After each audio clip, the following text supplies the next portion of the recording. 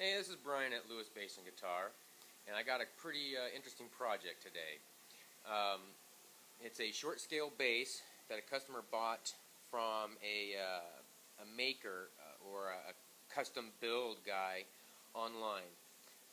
He said he really liked the way it sounded. It sounded great, so that he really liked the pickups and the electronics.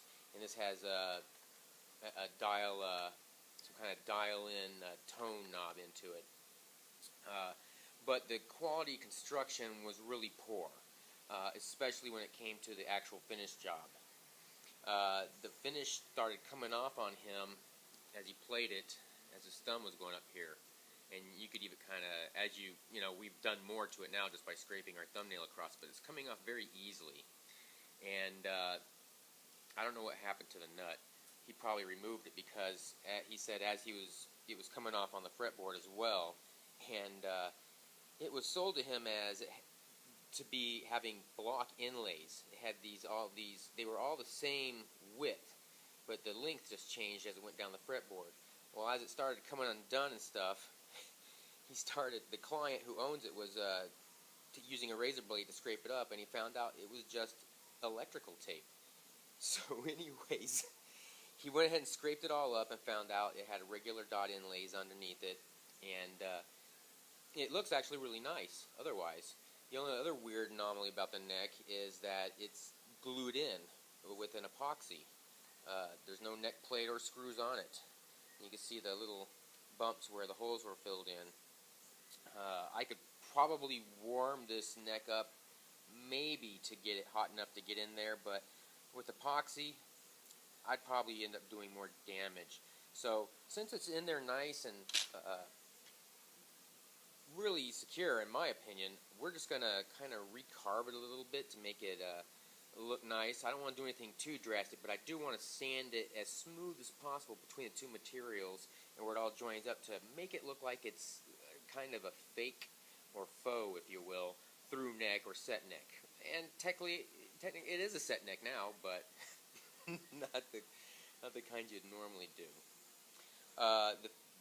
The finish is, as I was saying, is not very good on here at all. So I'm going to have to sand off this pretty much down to bare wood. As you can see, I could see the grain right here already, and it's even more pronounced on the back, where you could just see it looks like it wasn't even sanded at all.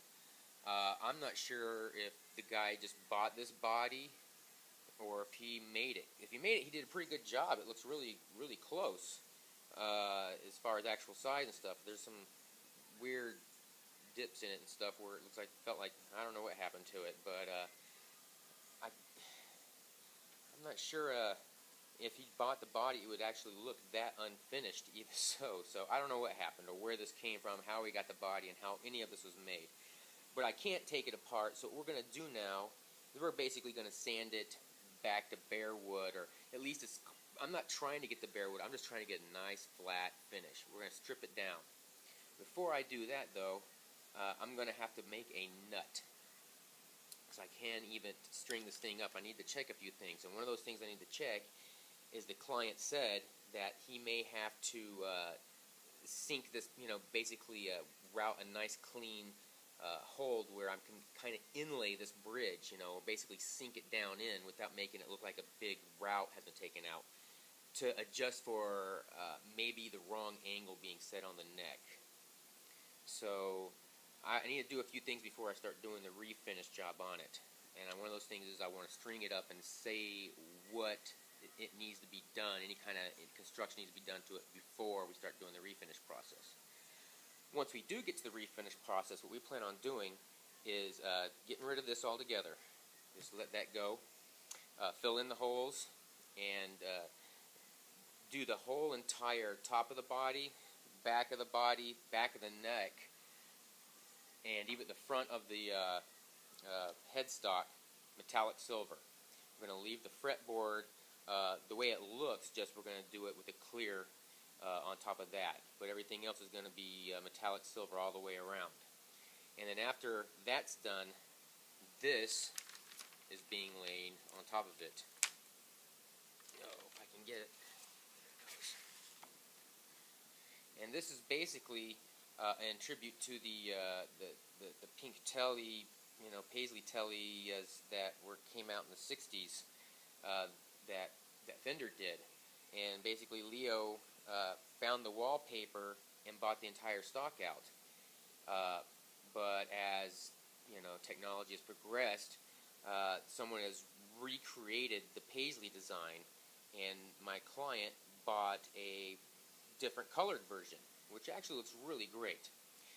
And so this is going to be laid on there and topped only on the top, and then we're going to have a little sunburst, just kind of like the pink tellies did, but instead of going pink, we're going to pick one of the colors that would match well with this and do the sides to fill it into the metallic silver on the back.